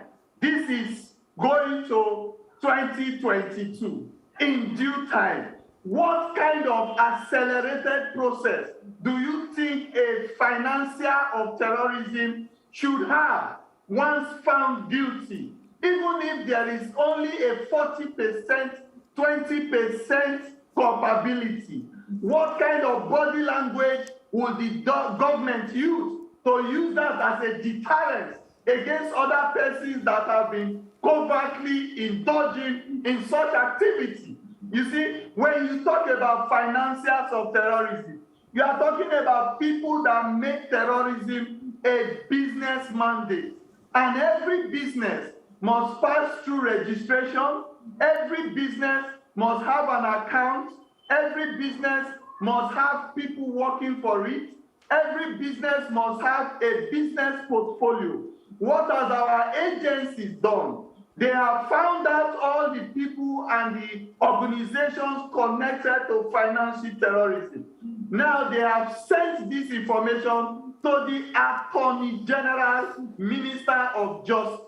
And it is going beyond up to 2 years for reasonable activity to take place, to curtail, to curb, and to penalize such persons. What else do you want us to say? Those that generate funds from kidnapping, from taxing our farmers and our headers, and all the people that do fishing in Nigeria, they pay taxes, and all these things amount to generation of funds. We have mineral resources in Nigeria. In Plateau and some other places, some bandits are doing illegal mining. Some Chinese people were caught, published and paraded on the media for supporting illegal mining and banditry. Where is that case today? Wadume was caught in kidnapping, terrorism, illegal mining, drug peddling. Soldiers and police exchanged gunfire for Wadume. Where is Wadume today? There is no accountability. Criminality has now gotten a field day to operate beyond the opportunity to mitigate by agencies and parastatals we have set up to help us have a civil society. It's so sad. And so is it then frustrating seeing that, from a report that we spoke about yesterday, there was, a very subtle amnesty being given to certain, former Boko Haram leaders and ISWAP leaders and the likes, and there's also talk about repentant terrorists, that, the government is, seeking forgiveness for, or who are seeking forgiveness, and some of all of that. How does that then make you feel? if you have said repeatedly that we need to attack them, and then completely destroy whichever, every single detail of terrorism in Nigeria, how does it then make you feel seeing that, there's reports that the Nigerian government is subtly giving amnesty to some of these people and, accepting back repentant terrorists? Well, I've spoken about this before, and I insisted that that process is wrong. It's faulty, and it's only going to encourage more villagers to be recruited. It's only going to encourage those that are perpetrators to go to the extreme in any violence or criminality they are engaging in. So if people come to you that they are repentant terrorists, bandits, or whatever, there are enabling processes. We have a criminal justice system. There are so many people that have been held for murder, and today they were pardoned and come out from the criminal justice system, reintegrate to the society. So no matter the number of persons that come to submit themselves to the government, they should be handed over first to the police, the DSS, and the immigration. First, the immigration should find out those that are Nigerians, and the laws in Nigeria will be applicable to them. Then they will find out those that are not Nigerians, and the law that is applicable to a foreigner coming into Nigeria to perpetrate criminality will be applicable to them. Then you pass them through the judicial process. If there are those that were forced into terrorism, maybe they were taken as kids. So many young children were taken into terrorism. We have seen baby soldiers, terrorist soldiers. Now, if those ones are interrogated, they can be taken through juvenile resettlement in a correctional center. There must be no special treatment. Everybody goes into a correctional center, comes out from the other side. Either you are sentenced to death by the findings against you, or you are given parole, or you are forgiven, or you learn a trade and come out with a certificate of pardon. So by the time we begin to ascribe special attention, budgeting large chunks of money to this exercise, we are adding to the cankerworm that will continue to destroy the precipice of security and peace in Nigeria. Also, I was going to ask you, when we look at the amount of training and skill that these people have, these majors at the NDA have, what then is the fate of the common man? And would you then say this then, puts some logic into statement by politicians that we should go ahead and defend ourselves? That aspect of advisory, I have coined it into community resilience. I have spoken with my friends in the security sector, Colonel Sam Wambo, Abba and Kalimu. All of us have spoken about it, and we have agreed that communities should be resilient. Resilience means you put together a structure that will first eliminate opportunities from suspicious persons to penetrate. One of the easiest ways to penetrate a community in Nigeria is through religion and ethnicity.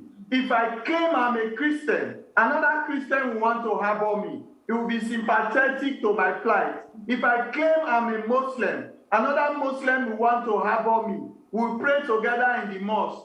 And they don't take time to contain into relevance the purpose why you came into that community. So communities should be resilient. They should form preventive measures for access control, for you to be able to live there. Every landlord should have a database of people that come to rent accommodation or flats or rooms from your facility. Communicate to the police. There should be cohesion, exchanges of intelligence, and trust. Agencies should build trust. So once all of this dilapidates, then you begin to see opportunities to disrupt civil life in that community. So I will only advise that communities should increase their resilience. Come together, look for your retired personnel. Look for those that serve in DSS, police, army, in your community. Those that have professional private security practice experience. Come together, create a resilience, and help to protect yourself. That is the way I have drafted it. That is the way so many of us agree in the professional security system. So if you also look at the relationship with agencies, communities should also try to fish out criminal elements in the agencies and find a way to monitor them when they enter into your community.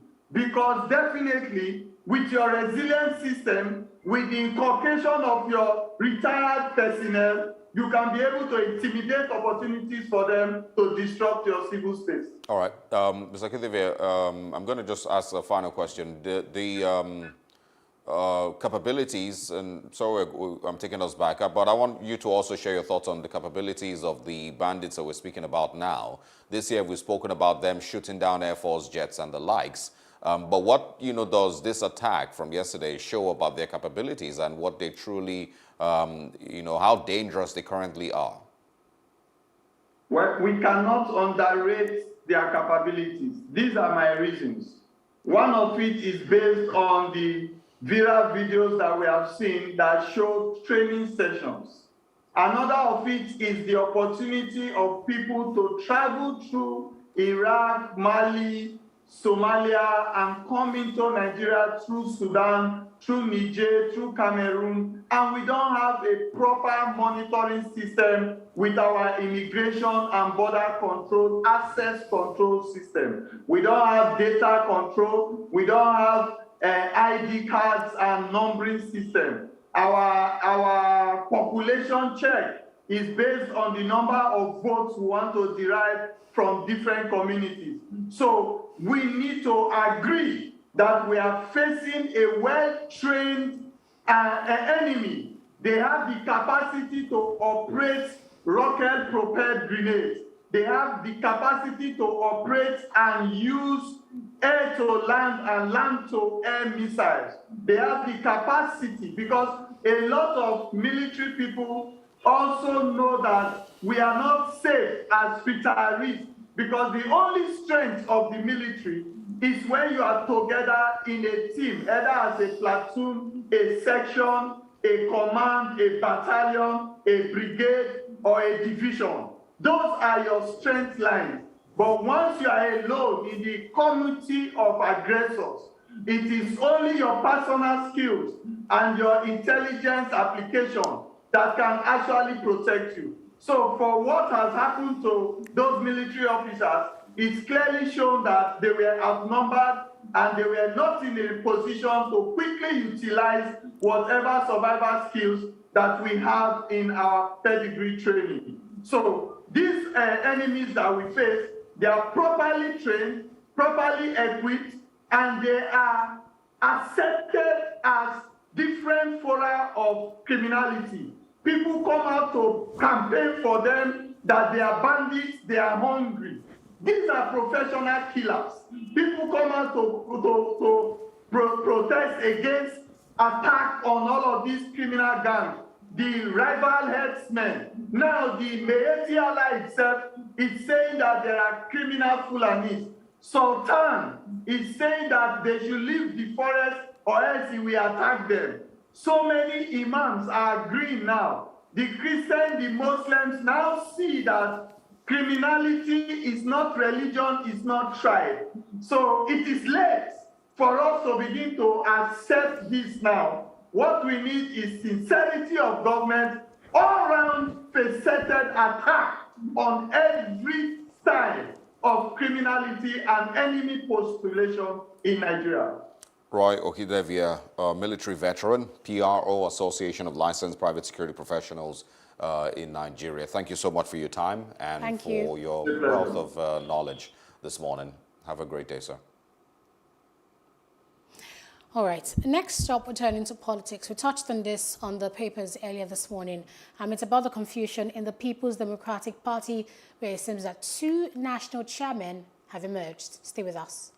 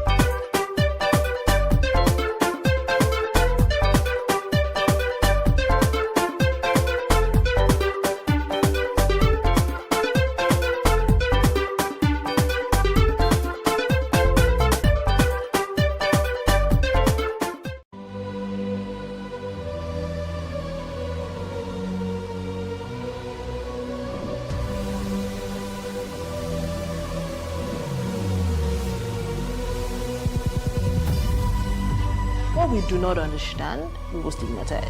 What you can see is the remaining of the tanker that exploded. The suspect equally confessed.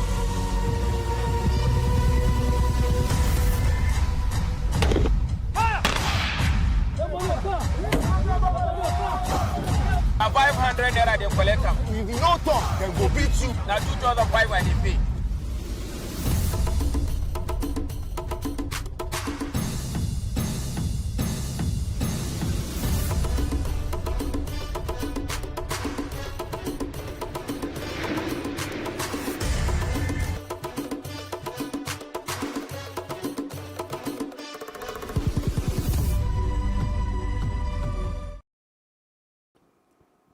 Welcome back. And now to our final conversation this morning. We're moving to the political chaos and crisis in the People's Democratic Party. We're going to be joined this morning by Mark Adebayo, who's going to be speaking on this. Good morning, Mr. Adebayo. Good morning.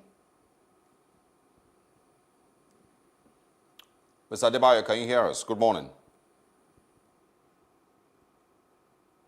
While we try to reconnect with our guest, I think we should put some clarity regarding the situation. So we know that on Monday, River State High Court, barred Uche Secondus, National Chairman of the People's Democratic Party, from parading himself as the chairman. Yes. Now, that seemed to have created a vacuum within the PDP's leadership space. But then Uche Secondus went on to say that he would challenge that in court, he would file an appeal. So what's happened now is that, according to the PDP constitution, the person who's the Deputy National Chairman the person who's the Deputy National Chairman of the area where the current National Chairman is would take over. And being from the South, it means that the Deputy National Chairman of the South would step in. Yeah. And in this case, it's supposed to be Mr. Akinwumi. Yeah, Yemi Akinwumi. Exactly. Now, Akinwumi came out to say that he is now the National Chairman of the People's Democratic Party, but the Deputy National Chairman North came out to say that's wrong.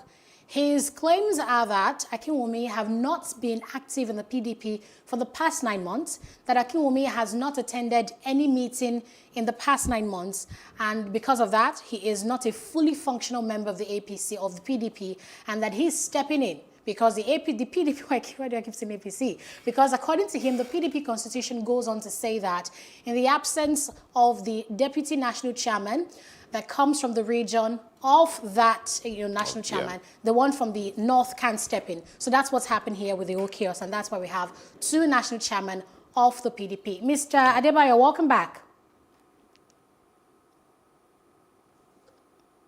Mark Adebayo, can you hear us? All right, so just before as we struggle to connect with him, let's quickly, of course, share this report with you on the current PDP crisis. The recognized leader of the People's Democratic Party, Uche Secondus, is fighting the battle of his political career. This culminated in Monday's order given by Justice Okobule Basam of the State High Court sitting in Rivers State, suspending him as the party's chairman. But that isn't the end of the PDP's leadership crisis, as Secondus deputy Yemi Akinwumi has announced himself as the party's new chairman. He addressed a news conference at the Murtala Mohammed Airport on his way to Abuja. Section 5, bracket 3B of the Constitution of the PDP, the people that empower me to summon and preside over party meeting in the absence of national chairman. In the absence of national chairman. 2, our attention has been drawn to yesterday evening court order, which purportedly restrained our national chairman, Prince Uche Secondus, from summoning presiding over meetings of the national organ of the party. It's not my making. Yes. 3, in the foregoing circumstance, as the Deputy National Chairman South, which is number 1 of the People's Democratic Party, after due consultation and in the exercise of aforesaid power, hereby deeming fit and proper to postpone the National Working Committee meeting earlier scheduled for today till further notice. When asked if he blames Secondus for the culture that they are there. Once again, Mr. Mark Adebayo, good morning. Thanks for joining us.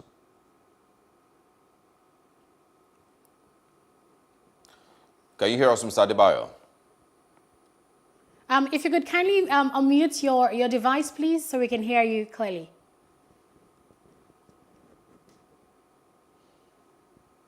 All right. Kola Saraki is from President Goodluck Jonathan, who really hasn't been, so active with the PDP lately.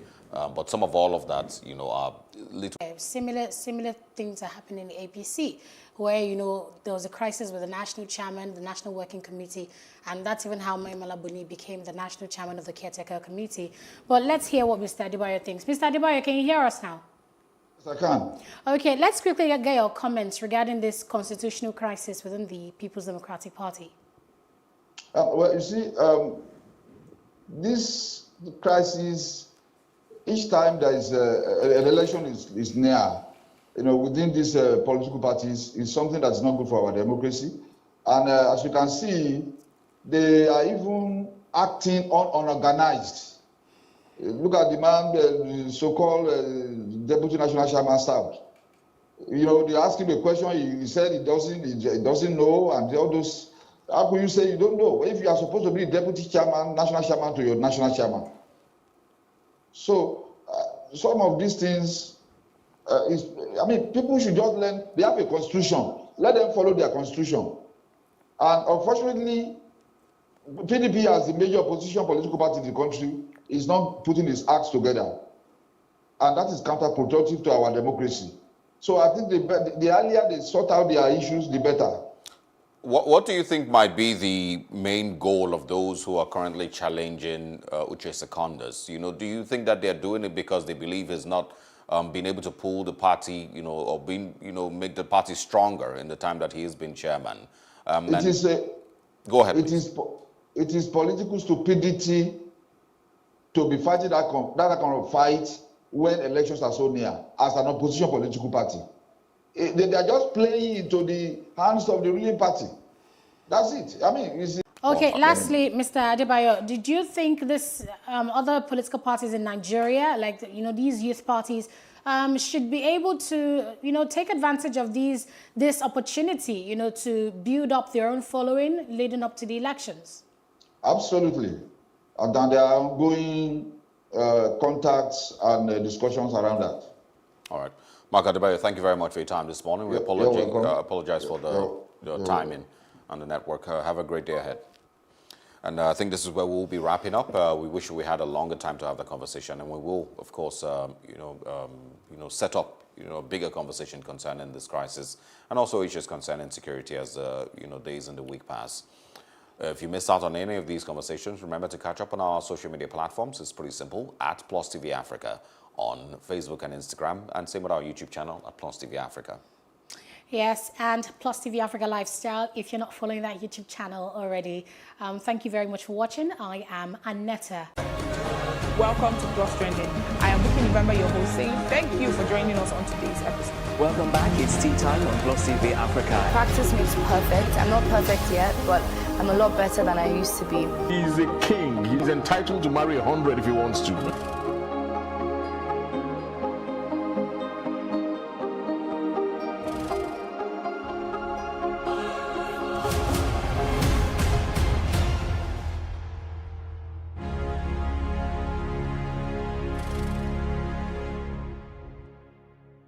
Praise God, from whom all blessings flow.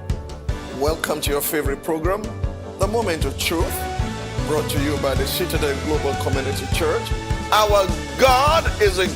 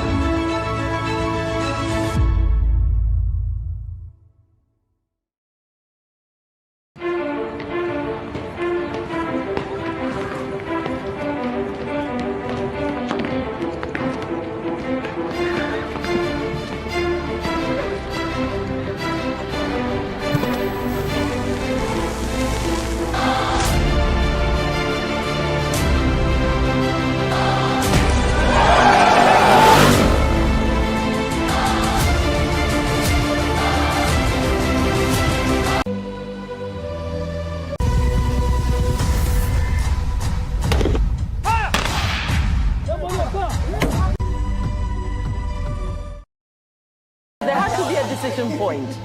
The way your baby is presenting, we have to rush you. What is the purpose of it? I just realized that I was much.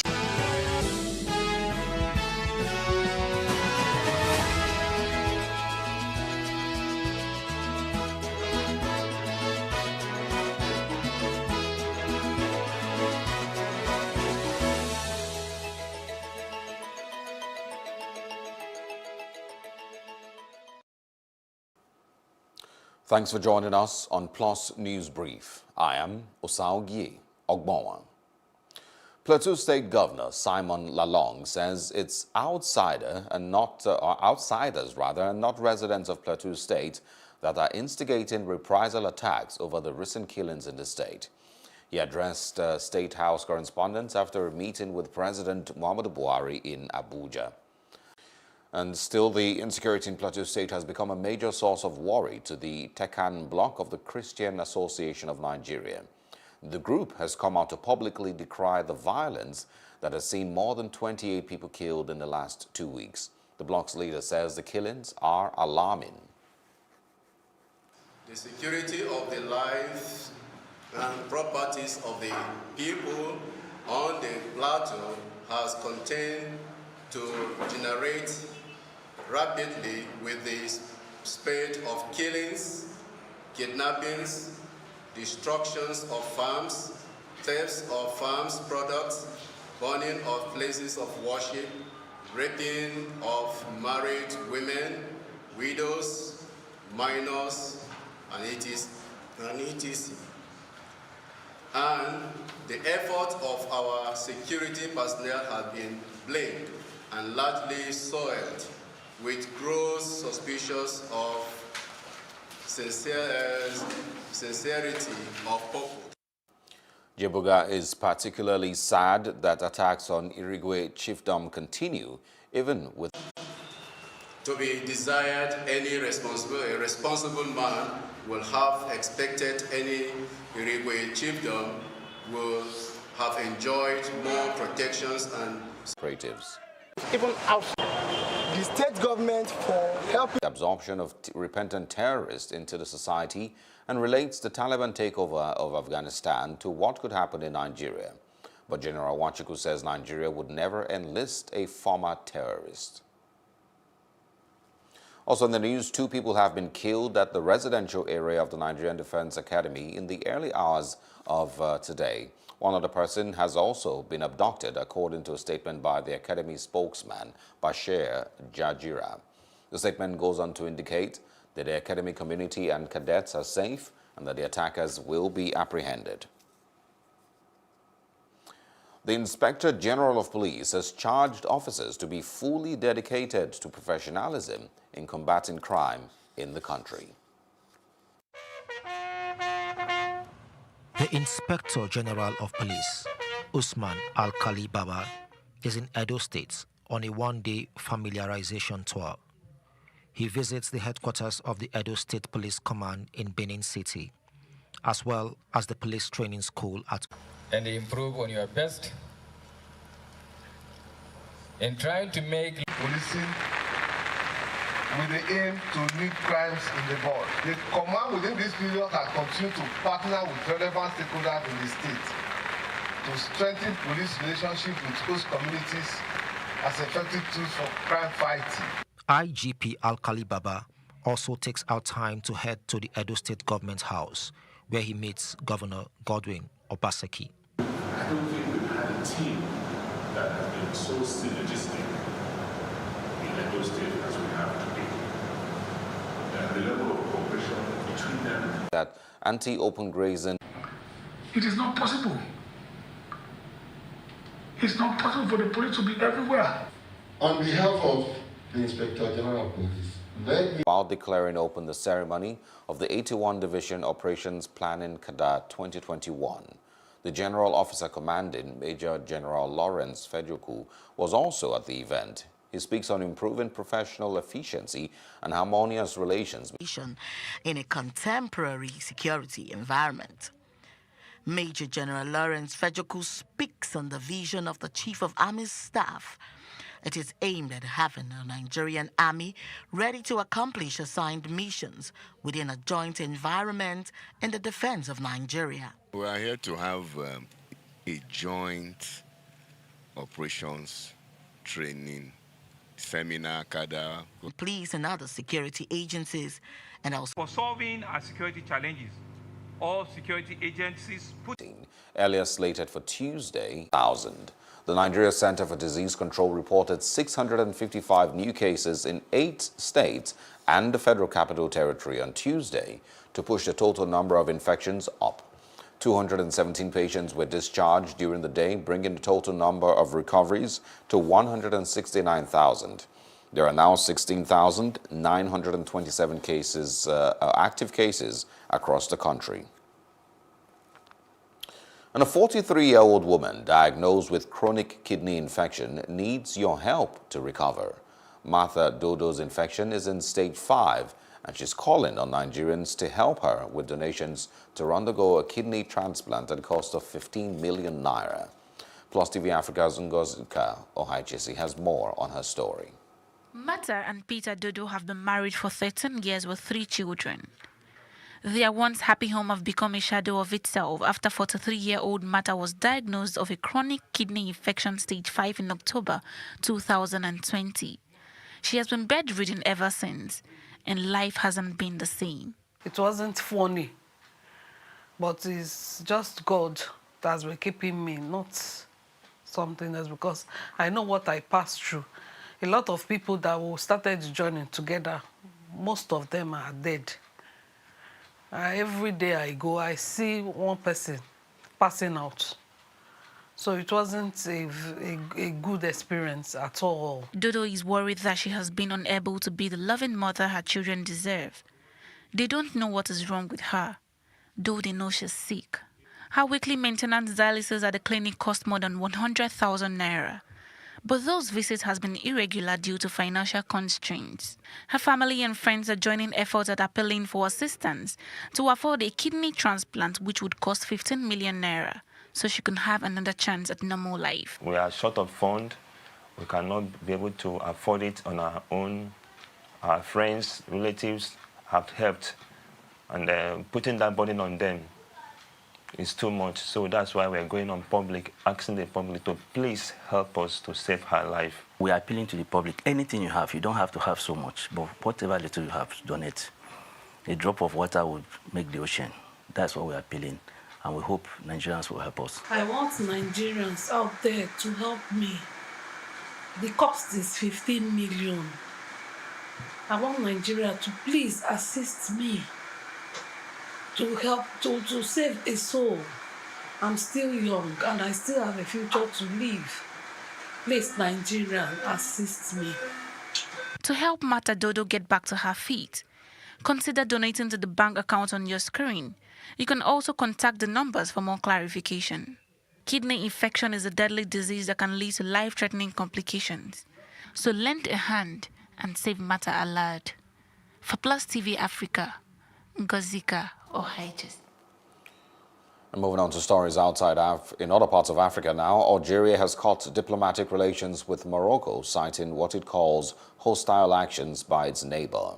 Algeria's Foreign Minister Ramadan Lamara has accused Morocco of using Pegasus spyware against its officials, supporting a separatist group and failing in bilateral commitments, including on the Western Sahara issue. At a news conference in Algiers, he pointed out that his country has put up with these for long. Consulates in each country will, however, stay open. This isn't the first between the neighbors. Last month, Algeria recalled its ambassador after a Moroccan diplomat in New York called for the Kabylia people to have the right to self-determination. And outside Africa now, a dozen miners have been killed in Colombia after the underground shaft they were working on exploded. Local reports attribute the explosion to methane gas buildup. Rescuers are now working to retrieve the bodies, but the collapse of the mine shaft requires a complicating operation. Last year, 171 people were killed in mining accidents in Colombia. And United States President Joe Biden is in full praise for Congress Speaker Nancy Pelosi over what he calls her masterful leadership. It follows the approval of the White House's $3.5 trillion budget plan to expand childcare and other social long-term growth. Right now, our economic growth is leading the world's advanced economy leadership on this. And Leader Hoyer and Whip Clyburn and Chairman DeFazio, the entire House leadership team. Office of the Federation, Mr. Ben Akabueze, said this yesterday at the 2022 Budget Preparation Training Session in Lagos. He said the amount represents 63.5% of capital budget of the year, adding that the government is committed to fully funding the 2021 capital budget. Akabueze noted that the Budget Office would be training over 4,000 fiscal policy executives involved in budget preparation from about 906. Also in entertainment, Paul McCartney has paid a moving video tribute to Rolling Stones drummer Charlie Watts, who died on Tuesday.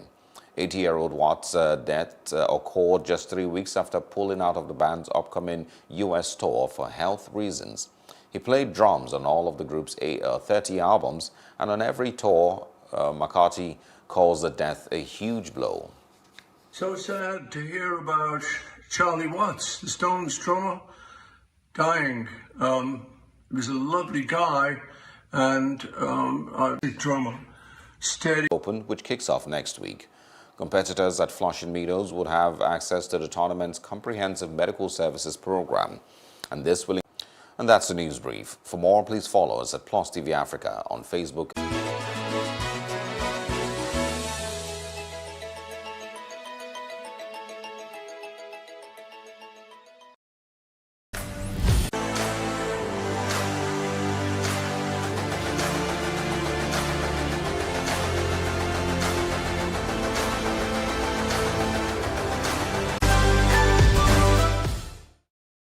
Hello and welcome. It's Nimasa This Week, the voice of Maritime.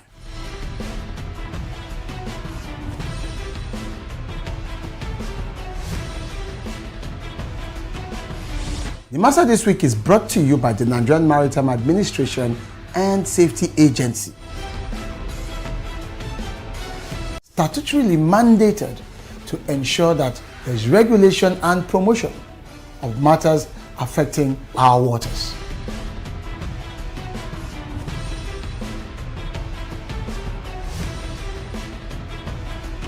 NIMASA bears responsibility for search